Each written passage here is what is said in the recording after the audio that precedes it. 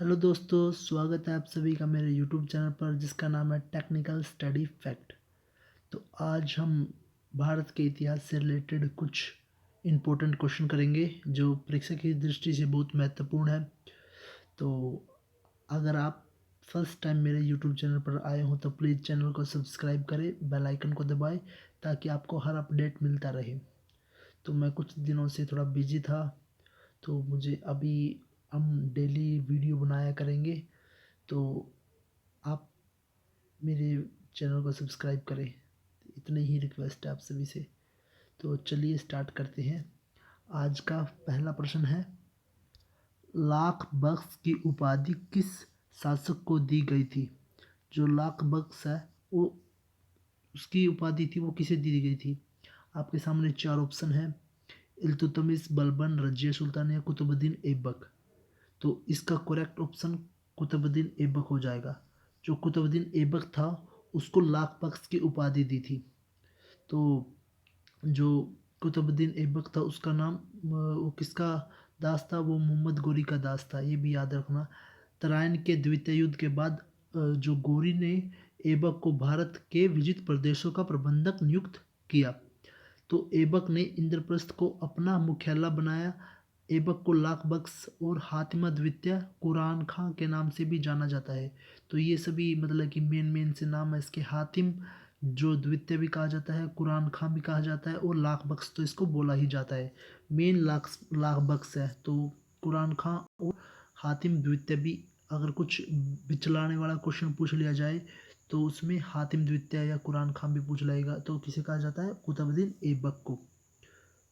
ठीक है, तो चलते हैं हम अपने अगले प्रश्न की तरफ। हमारा दूसरा प्रश्न है, कुतुब मीनार किस प्रसिद्ध शासक ने पूरा कराया?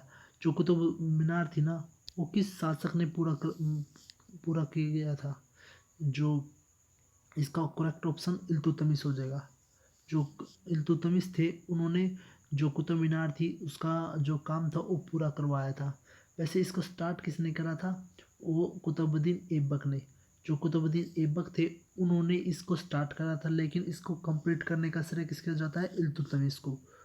तो जो इल्तुतमिश थे इन्होंने 13वीं सदी में भारत को तुर्कों ने की बनाई थी। जो तुर्कों ने इसको, जो ये इमारत है कुतुब मीनार है, वो इन्होंने बनवाई थी। इसकी ऊंचाई पूछ ली जाती है तो 71.4 मीटर इसकी ऊंचाई है, यह भी याद रखना, 71.4 मीटर। ठीक है, तो इसका करेक्ट ऑप्शन क्या हो जाएगा? इल्तुतमिश। लेकिन स्टार्ट किसने की थी? कुतुबुद्दीन ऐबक ने। तो इतनी जानकारी हमें मिलती है। उत्तरी भारत की प्रथम महिला जो शासक थी वो कौन थी? तो आपके सामने चार ऑप्शन है। आप वैसे तो ये तो बहुत इजी क्वेश्चन है। प्रथम और मतलब कि एक प्रकार से लास्ट, जो दिल्ली सल्तनत पर बैठने वाली पहली मुस्लिम जो मुस्लिम शासिका थी वो थी रजिया सुल्तान। कौन थी? रजिया सुल्तान। तो इसका ऑप्शन एक बिल्कुल करेक्ट हो जाएगा।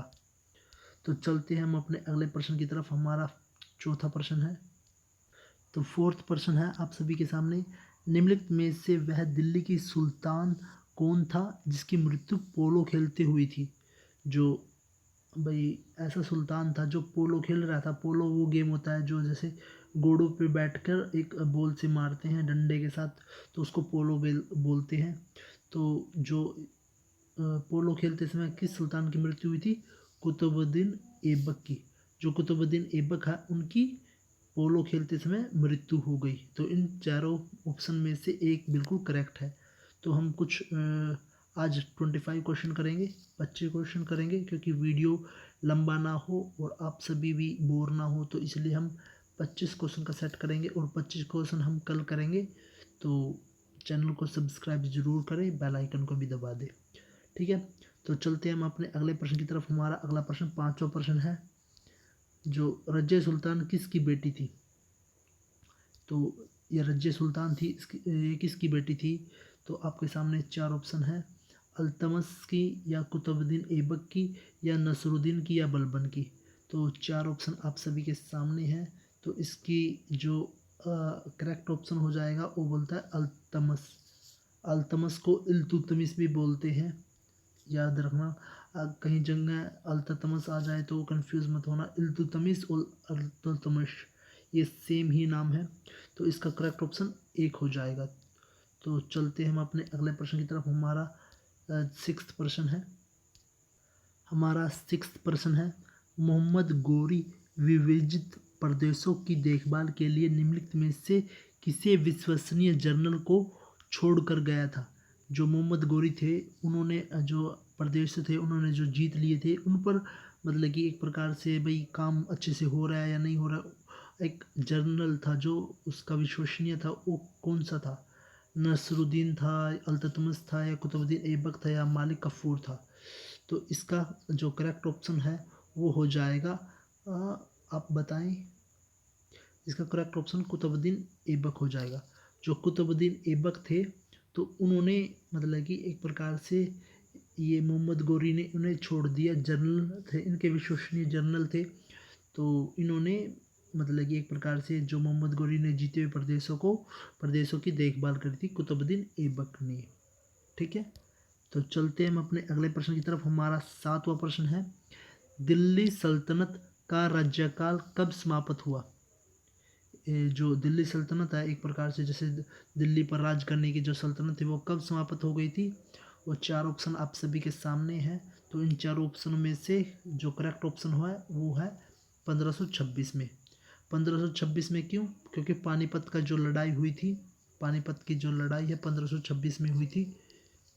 तो उस लड़ाई में, जो 1526 की लड़ाई में एक प्रकार से जैसे जो दिल्ली है सल्तनत उसका राज्यकाल समाप्त हो गया था। तो इसका करेक्ट ऑप्शन 1526 में होगा। ठीक है, तो इसका चलते हैं हम अपने अगले प्रश्न की तरफ। हमारा एट्थ प्रश्न है, दिल्ली के सुल्तान का पद संभालने से पहले बलबन किस सुल्तान का प्रधानमंत्री था? जो बलबन था वो किस सुल्तान का प्रधानमंत्री था वो बताना है। नसरुद्दीन का, या कुतुबुद्दीन ऐबक का, बहराम शाह का, या आराम शाह का? तो चार ऑप्शन आप सभी के सामने हैं, तो इनमें से बताना है। तो जो बलबन था वो जो नसरुद्दीन थे उनका प्रधानमंत्री था। थोड़ा इसके बारे में बता भी देता हूँ। नसरुद्दीन मोहम्मद का काल बलबन के उत्तरस का काल था। उस समय के संपूर्ण शक्ति बलबन के हाथों में केंद्रित थी। अगस्त 1249 ईस्वी में बलबन ने अपनी पुत्री का विवाह नजरुद्दीन के साथ करा दिया। इस अवसर पर उलग खां की उपाधि एवं दरबार में उच्च पद पर दिया गया।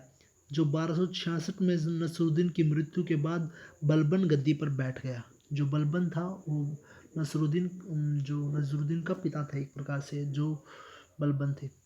ठीक है, तो चलते हैं हम अपने अगले प्रश्न की तरफ। हमारा 9वां प्रश्न है, चंगेज खां ने जलालुद्दीन का पीछा करते हुए किसके शासनकाल में भारत की सीमाओं पर आक्रमण किया? यानी चंगेज खान ने जलालुद्दीन का पीछा करा और पीछा करते करते मतलब कि एक प्रकार से भारत की सीमाओं पर आक्रमण करा। किसके शासनकाल में करा तो हमें बताना है। जो पहला ऑप्शन है कुतुबुद्दीन ऐबक, जो दूसरा है इल्तुतमिश, बलबन, या नजरुद्दीन खुसरो। तो हमारा इसका जो करेक्ट ऑप्शन है वो हो जाएगा जो इल्तुतमिश थे इसके शासनकाल में। ठीक है, जो इल्तुतमिश थे इनके शासनकाल में जो चंगेज खान ने जलालुद्दीन का पीछा करते हुए भारत की सीमाओं पर आक्रमण करा इल्तुतमिश के शासनकाल में। ठीक है, तो चलते हैं हम अपने अगले प्रश्न की तरफ। हमारा 10वां प्रश्न है, निम्नलिखित में से किसको शक्तिशाली सैन्य बलों को के एक समूह चिलगानी का विनाश का श्रेय दिया गया था? जो चहलगानी है उस के विनाश का श्रेय दिया गया था एक प्रकार से। तो किसने? बलबन ने, कुतुबुद्दीन ऐबक ने, इल्तुतमिश ने, या रजिया सुल्तान ने? तो इसका करेक्ट ऑप्शन हो जाएगा बलबन। जो बलबन थे वो चहलगानी के विनाशक का श्रेय दिया था। जो चहलगानी एक प्रकार से एक वो था, एक प्रकार से जिसे होते हैं ना सैनिकों का समूह था, तो उनको एक प्रकार विनाश का श्रेय दिया गया। जो जहाँ भी भेज देंगे तो ये विनाश करके आने वाले हैं, जैसे कमांडो होते हैं। तो एक प्रकार से चहलगानी भी कमांडो थे, ये बलबन ने इनको इसका श्रेय दिया था। तो चलते हम अपने अगले प्रश्न की तरफ। अगला प्रश्न है हमारा अगला प्रश्न है 11वां प्रश्न आपके सामने। मदुराई जो मदुराई एक सफलतापूर्वक बढ़ने वाला दिल्ली का जर्नल कौन था? जो मदुराई एक सफलतापूर्वक बढ़ने वाला दिल्ली का जर्नल कौन था, वो बताना है आप सभी को। तो इसका ऑप्शन है खिज़र खां, मोहम्मद गोरी, या मालिक कफूर, या मोहम्मद बिन तुगलक, या खिज़र खां। इन चारों ऑप्शन में से बताना है। तो जो मालिक कफूर थे, क्या ऑप्शन? मालिक कफूर। जो मालिक कफूर थे वो एक प्रकार से मदुरई पर सफलतापूर्वक चढ़ाई करने वाले, यानी एक प्रकार से मदुरई पर आक्रमण करने वाले ये अच्छे से शासक थे मालिक कफूर। ये मालिक कफूर अलाउद्दीन खिलजी, जो अलाउद्दीन खिलजी था, अलाउद्दीन खिलजी, थोड़ा सॉरी प्रोनाउंसिएशन के लिए, अलाउद्दीन खिलजी, तो उनके सेनापति थे मलिक कफूर।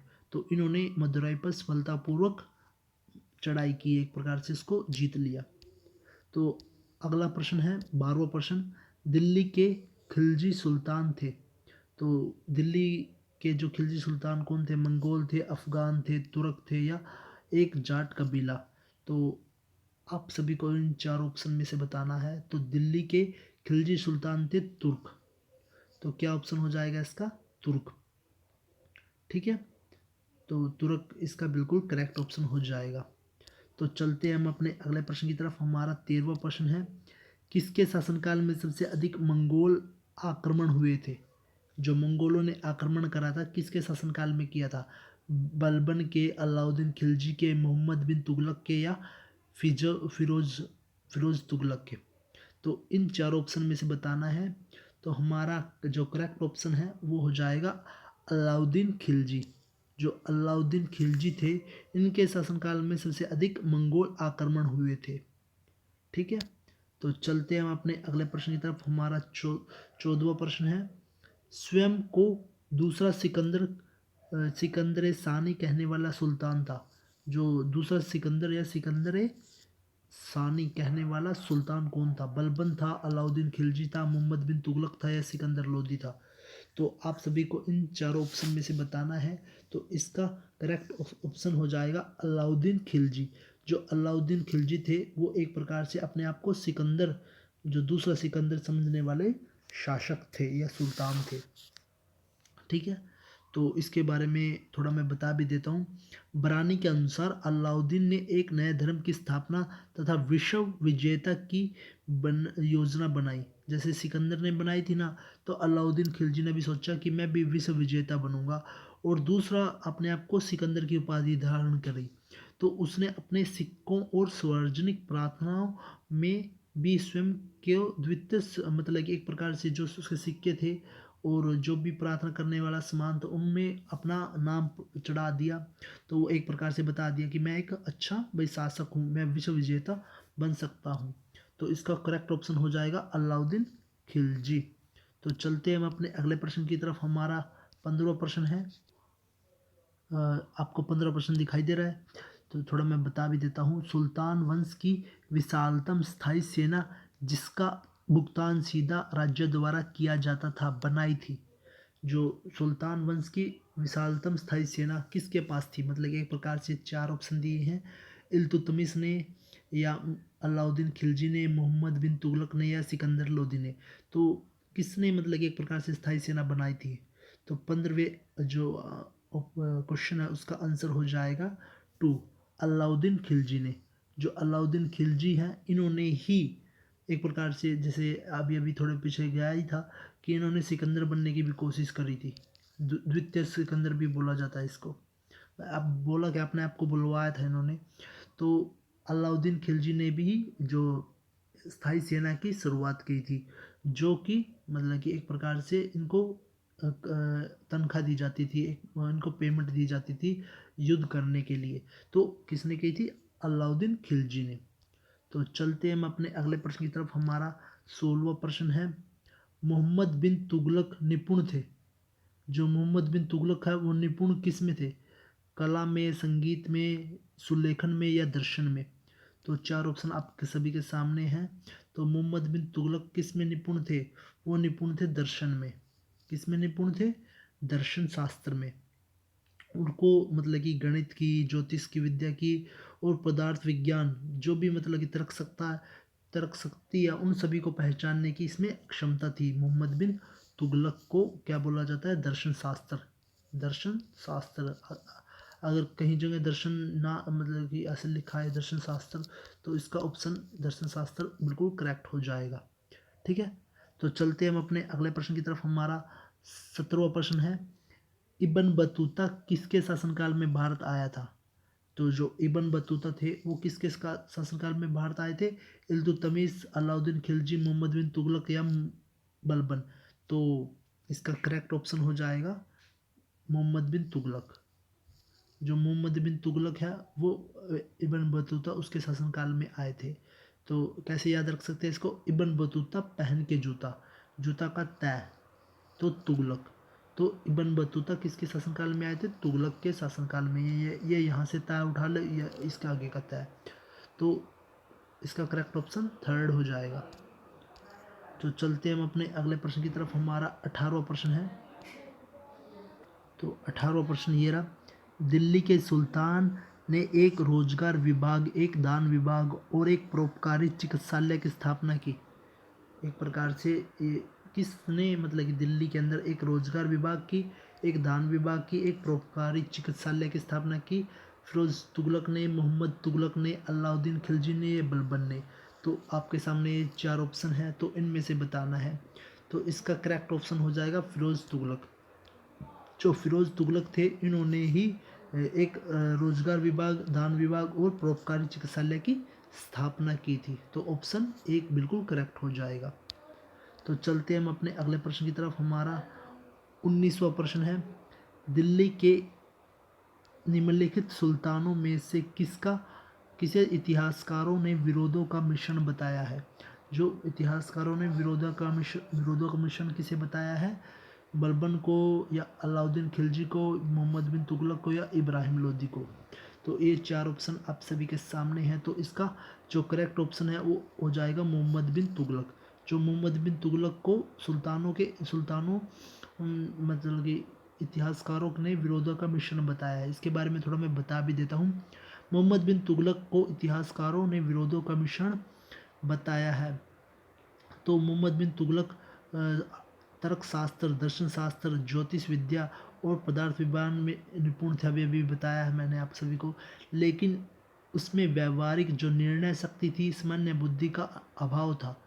लेकिन वैदिक सिद्धांतों के कारण उनको मतलब कि एक प्रकार से महान साइंटिस्ट, एक विज्ञानकर्ता माना जाता है इनको, मोहम्मद बिन तुगलक को। ये मतलब कि इसको समझने की या फिर जन मतलब कि जैसे कुछ किसी चीज़ काम को करने की समझ कम थी, लेकिन उसके प्रति उसका ज्ञान बहुत ज़्यादा था। तो हम ज़्यादा इसकी डिटेल में नहीं जाएंगे क्योंकि हमें क्वेश्चन करने हैं ज़्यादा, तो इसलिए इसका मोहम्मद बिन तुगलक ऑप्शन करेक्ट हो जाएगा। सन 1329 से 1323 के बीच किसने तांबे के सिक्के के रूप में परिणाम स्वरूप मुद्रा प्रचलित की थी? जो तांबे की जो मुद्रा है वो किसने चलाई थी? तो चार ऑप्शन आप सभी के सामने हैं। अलाउद्दीन खिलजी, गयासुद्दीन तुगलक, मोहम्मद बिन तुगलक या फिरोज तुगलक? तो चार ऑप्शन में से बताना है आप सभी को। तो इसका जो करेक्ट ऑप्शन है वो जाएगा मोहम्मद बिन तुगलक। जो मोहम्मद बिन तुगलक ने ही जो तांबे के सिक्के चलाए थे, उन पर अपनी एक प्रकार से जो सिकंदर के प्रति उसको थी उसने जीतने की क्षमता, तो इन्होंने तांबे के सिक्के चलाए थे। सॉरी, वो गलत हो गया, थोड़ा नींद में हूँ। तो ठीक है, इसका करेक्ट ऑप्शन हो जाएगा मोहम्मद बिन तुगलक। तो चलते हम अपने अगले प्रश्न की तरफ। हमारा 21वां प्रश्न है, किस वंश के सुल्तान ने सबसे अधिक समय तक शासन किया था? जो सबसे अधिक समय तक दिल्ली पर शासन किया था, दिल्ली पर सबसे अधिक समय तक शासन करा था, किसने किया था? खिलजी वंश, तुगलक वंश, दास वंश या लोधी वंश? तो इसका जो करेक्ट ऑप्शन हो जाएगा वो होगा तुगलक वंश। जो तुगलक वंश ने कितने वर्ष तक शासन किया? 94 वर्ष तक शासन करा, ये याद रखना है। और जो ममलुक वंश थे उन्होंने करा 84 वर्ष तक सबसे ज़्यादा सबसे मतलब कि सेकंड नंबर पर मुल्क जो दास वंश भी बोलते हैं इसको, ममलूक वंश या दास वंश भी बोलते हैं इसको, इन्होंने करा था 84, 94, 84, ठीक है। और एक प्रकार से जो उसके बाद आता है लोधी वंश। जो लोधी वंश ने कितने साल तक करा, 76 वर्ष तक, ये भी याद रखना। लोधी वंश ने करा 76 वर्ष तक। और जो उसके बाद आता है खिलजी वंश। जो खिलजी वंश ने करा ओनली 30 सालों तक। सबसे कम बोल सकते हैं इसको, खिलजी वंश ने करा दिल्ली पर शासन, ठीक है। तो चलते हैं हम अपने अगले प्रश्न की तरफ, थोड़ी जानकारी देनी थी इसके लिए। हमारा 22वां प्रश्न है, किस कारण से मोहम्मद बिन तुगलक को असफल व्यक्ति थे। ये थोड़ा आपको दिखने में प्रॉब्लम हो रही होगी, तो मैंने बता दिया। किस कारण से मोहम्मद बिन तुगलक को जो असफल व्यक्ति थे, यह एक विस्फित थे, यह व्यवहारिक राजनेता नहीं थे, उसने राजधानी दूसरे शहर को बनाया, उसने चीन के साथ युद्ध किया। तो ये 4 ऑप्शन में से बताना है आपका करेक्ट ऑप्शन क्या होगा। तो इसका जो करेक्ट ऑप्शन होगा ऑप्शन 2, वह व्यवहारिक राजनेता नहीं थे। एक प्रकार से वो जैसे कि वो साइंटिस्ट थे, गणितज्ञ थे, एक प्रकार से ज्योतिष थे, लेकिन वो एक अच्छे जो राजा नहीं थे। क्या नहीं थे वो, एक राजा नहीं थे। तो इसका जो करेक्ट ऑप्शन है ऑप्शन 2 हो जाएगा। तो चलते हैं हम अपने अगले प्रश्न की तरफ। हमारा अगला प्रश्न है, निम्नलिखित में से किस शासक ने सिंचाई तथा लोक निर्माण कार्य को पर्याप्त ध्यान दिया।